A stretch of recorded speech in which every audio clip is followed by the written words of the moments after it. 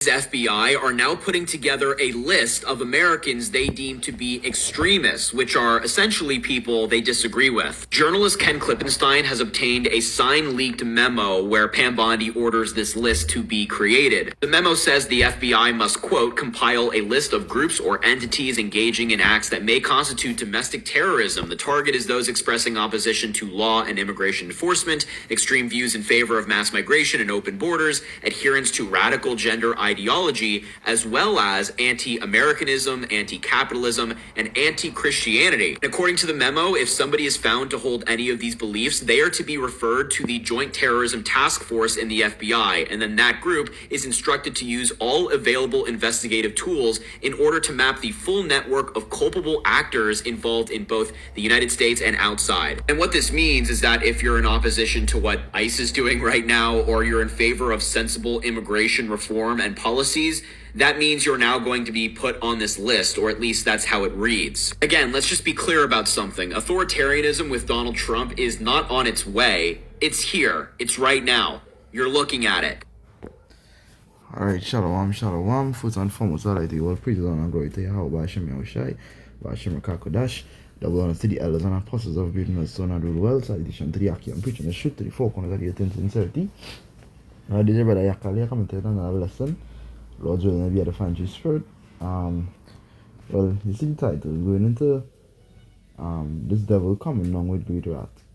Well, we know what the scriptures say, right? He coming along with great wrath because they know that they have a short time.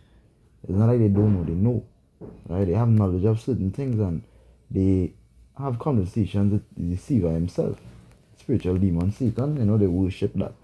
So, having this knowledge, they know they have a short time to accomplish what they set out to accomplish. Stuff that, where they say the houses may continue forever. I'm going to preach that every one time. Because what I'm dealing with here is understanding the measures, right? If Donald Trump is making a list and stating that anybody that is against anti-Americanism, what really is anti-Americanism, right? Let me get the precept. Alright, this is the book of, let me get it real quick, Amos chapter 8 and verses 10, 11. It says, behold, the days cometh, saith the Lord, that I will send a famine in the land, not a famine of bread, nor a thirst for water, but of hearing the words of the Lord. Right? And this is what they do initially. Because initially meaning that they're getting ready to set up their platform where anybody against the governments and the policies, they're going to get rid of them. But the man of the Lord has been against that from day one. Going back to the word that they use anti-Americanism, they use I'll play back the video, right? They use anything going up against government basically, because I have it here queued up, right? Anti-Americanism, the AI overview, where it says anti-Americanism is a broad term for opposition, distrust, prejudice, or hatred towards the United States. So you getting rid of people that having prejudice. People now can't even express that they don't like the country. It's like me expressing I do like my country for the policies and whatever the case may be. They can't even express that. Why? Let me go down and say it says prejudice or hate towards the United States, its government, right? Firstly, the government. You can't hate the government. Its government policies or people stemming from diverse sources, like disagreements with U.S. foreign policy. Now we're dealing with, and I'll go into the Wikipedia term as well. We're dealing with the government and the policies now. Why would they try to arrest or get rid of people that is Americanized? Why would they do that? Because they initially want everybody to be docile. They want them to be in a setup where they can't ready to come along. They need everybody to be in line. In other words, right? They need everybody to be in agreeing that. So when they come along with MOTB, the people know that what they're gonna have to look forward to if they fuck up, right? It's like gradually placing something on the people. You know, the Bible mentioned they come in with draconian laws. Draconian laws is going to be implemented because they need some kind of order in this place when they bring all that chaos. And they want to establish the order. They want to even establish the chaos. Right? Because what you see them doing is bringing all these certain laws. And laws going to start to tighten up all around the world. You know, anybody speak against the government or anybody. Because they'll deem them as terrorists, basically. Right? They will deem them as terrorists. They will deem the speakers like us, the men of the Lord, as gangs. You understand? I want to go back to the video to get some more essence on what he was saying. Right, I believe it was the 40 something seconds.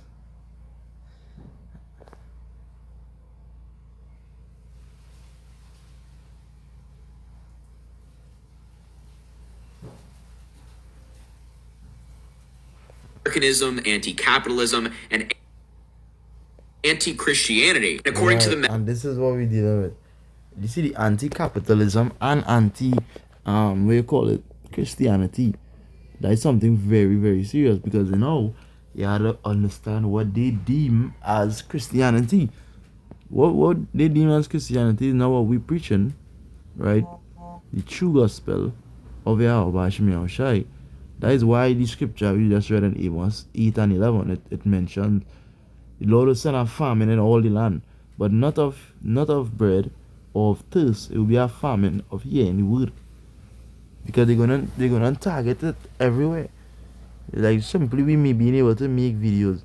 Akiem know that soon it's gonna come that we're not gonna get to make videos. We're not gonna get to be even out on the street. Because they're gonna be a threat. Right? And we're not gonna be rebels. We understand that when the orders come down from the apostles on down, that don't go out in the streets because there's that time we know that the prophecy hit. Famine of the word. Right? And that famine of the word is a big prophecy. Because in order for them to really do that, they had to shut down certain things, implement certain laws. So you see, it's anti-Christianity. So whatever they deem as Christianity, we can't go up against it. And that would have been the bullshit that's been teaching for years. The doctrines are men in Colossians 2 and 8. The rudiments are this world and not of Yahweh Shemi Shai. Right? So they gathering up people and calling it the enforcement of domestic terrorism. Right? They calling it, they could add a much pretty words to it, but what they're really doing is coming down with greater wrath. We got a precept that's for edification.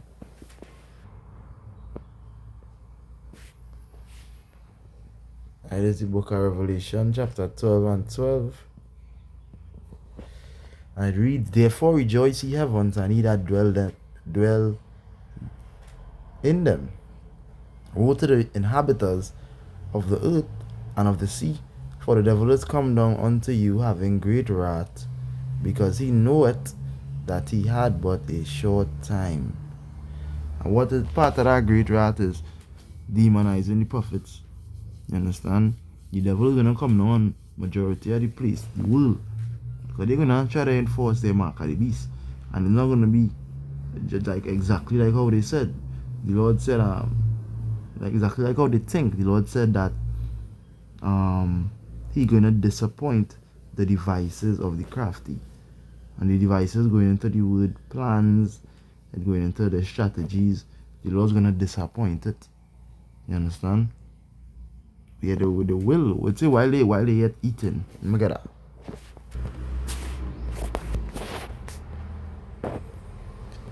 Alright, let's look at Job chapter 20 and verse 23. I'm gonna see where I could start from.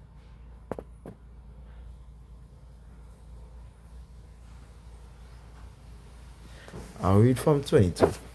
It says, "In the fullness of his sufficiency he shall be in streets. Every hand of the wicked shall come upon him." He gonna be right in the fullness, like going back to sufficiency, going back to him being enough. Right? When he thinks that he has everything under control and that everything is going well in the fullness of his sufficiency, he's gonna be in straits, he's gonna be worried, he's gonna have to you know, try his best now to combat all this, because in their head they believe that the houses shall continue forever. You know, they thinking that there's a possibility they could beat Yahushai, might go implant everybody with a C hip and still win and remain on the thrones. You understand? That's what they're thinking, right? Read 23, where it says here, when he is about to fill his belly, right, Yahweh shall cast the fury of his wrath upon him and shall rain it upon him while he is eating. So this is what the Lord is doing here, right? The Lord, although he is eating, building up all the infrastructure for the MOTB and everything, right? The Lord is saying while he's eating, so that means he's going to eat. The Lord going to rain them ICBM bombs on him and crush all the plans, let all the nations betray him. You know, they that will confederate with the scriptures say, have brought thee even to the border. Because when it is Esau do all this, he believes he's going to get you. That's why the scripture mentioned in Revelation 12, the devil coming down with great wrath. That great wrath is forced famines, you know. And we know it's famine, the Lord really going to send famine. But Esau is thinking it's in his control the way he is making it happen, you know. And then sending out them robots to work, sending everybody home.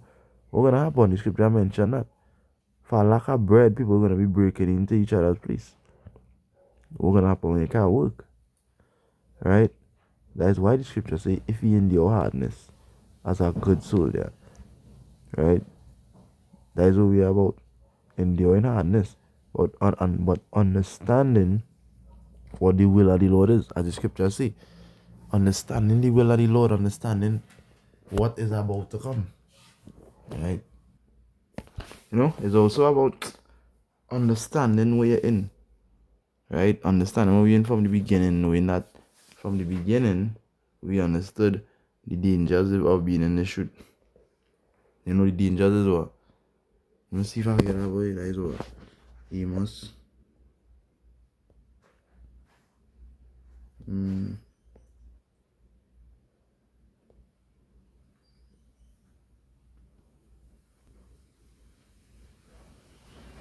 Not Amos. Right, Luke 14.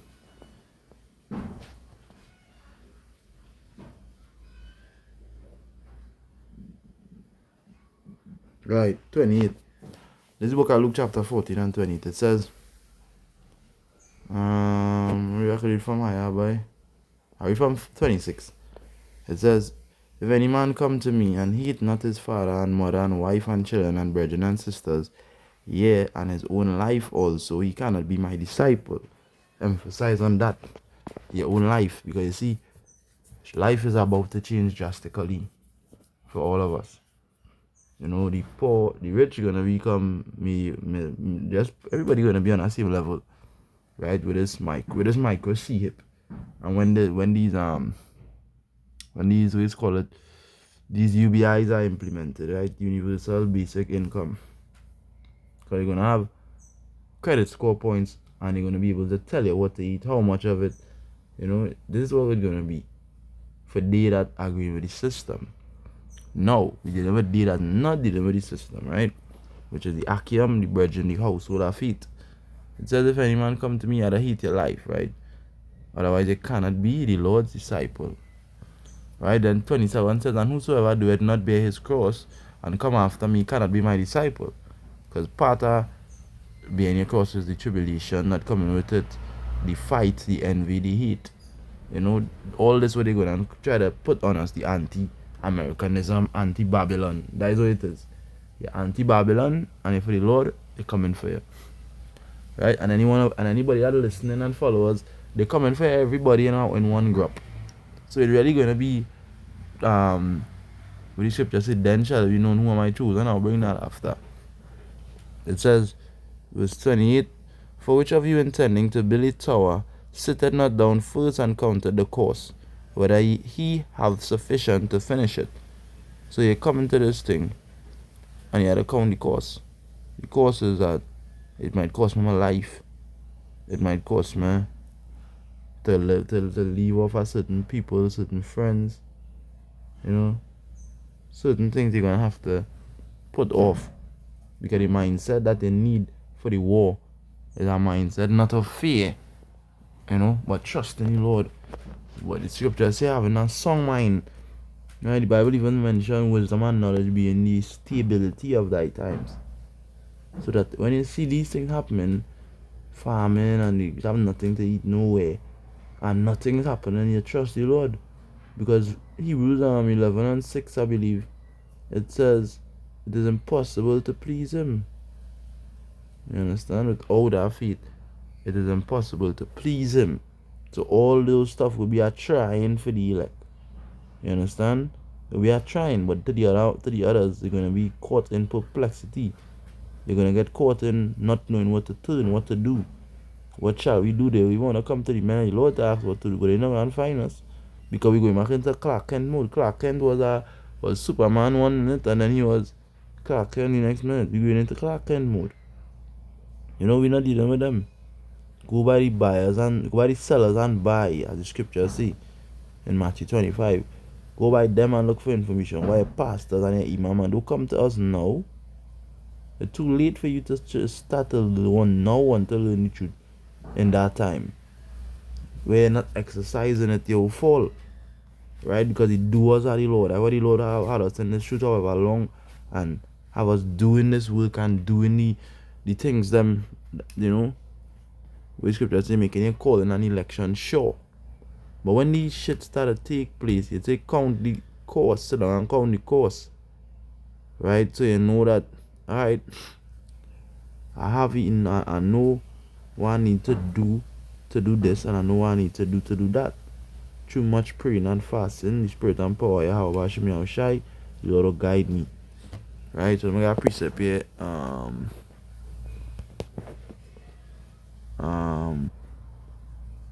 Second is just 16:23.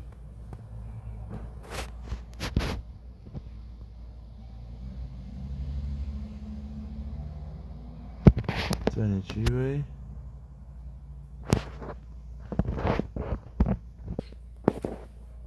23.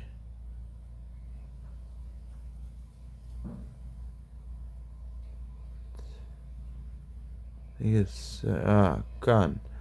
There's it here, I read from 70. Right? Because it's just dealing with strictly the man of the Lord, it's not dealing with anybody else, right? The second is just 16 and 70. It says, for there shall be in every place, everywhere, and in the next cities a great insurrection upon those that fear the Lord. Now, not everybody fear the Lord. Not everybody doing this work, not everybody care. Right? So that's talking about us, the men of the Lord, around the four corners of the earth. There's going to be an insurrection. Now, what is that insurrection? An insurrection is like an uprising or uproar against. Right? If you look up the term, it's the governments and all those stuff. But it's going to be an insurrection on the men of the Lord. Right? So here it says, because it says, they that fear the Lord, right? Verse 72. It says, for they shall waste and take away their goods and cast them out of their houses. Right? Waste, take away our goods, cast them out of the houses. All for the wicked government and the systems and the rules. We're marking to the anti-Americanism, anti-Babylon. Right? Right? Verse 73. And then shall be known who am I chosen, and they shall be tried as gold in the fire. Right? I'll read 74, that's for edification. It says, Hear, O ye, my beloved Tawada, said the Lord, behold, the days of trouble are at hand, but I will deliver you from the same. Be not afraid, neither doubt, for Yahweh Hashem Yahushai is your guide. Now we go back to 73, right, where it says, then shall be known who am I chosen, because after all this shit happen, you still stand firm grounded. never giving up on Yahweh Hashem Yahushai, and you say, I gonna stand in the truth, no matter how it looking now, the Lord is gonna deliver me. Right? So the farm not gonna be affected by farming. Always have nothing to eat, no way, you're not gonna be affected by any of these things. As long as the Lord protecting it. The scripture mentioned that it says, they shall thirst, but you shall drink. They shall be hunger, but you will eat. You understand? The Lord is capable to do that. The scripture mentioned, look at the generations of old and see, did ever any trust in Yahweh Hashem Yahushua was confounded? None. Right? So it's about trusting the Lord in that time. Counting the course. Building up your faith, feeding your faith. To know that this thing you're doing here, this is it. Ain't no way around it, no fighting it, this is it here. Right? So something else I was dealing with here. Let me bring one more precept and I'll close. I see him Hebrews I quoted earlier. There's a point in it. Right? There's a point in it that I mentioned. Here's Hebrews 11 and verse 6. It says, but without faith it is impossible to please him. Right, there's the point here. For he that cometh to Yahweh Hashem Yahushai must believe that he is, and that he is a rewarder of them that diligently seek him. So you must believe that he is, and that he is a rewarder of them that diligently seek him. You must believe that he exists. You must believe that he is the one true power, and that he is coming back to save us. Right? So Lord's willing, this lesson was edifying through the spirit and power of Yahweh Hashem Yahushai, Bashem Rakakodash. And I say double honor to the elders and apostles of Great Millstone that rule well. Salutation to the Akim preaching the truth to the four corners of the earth in sincerity. Shalom.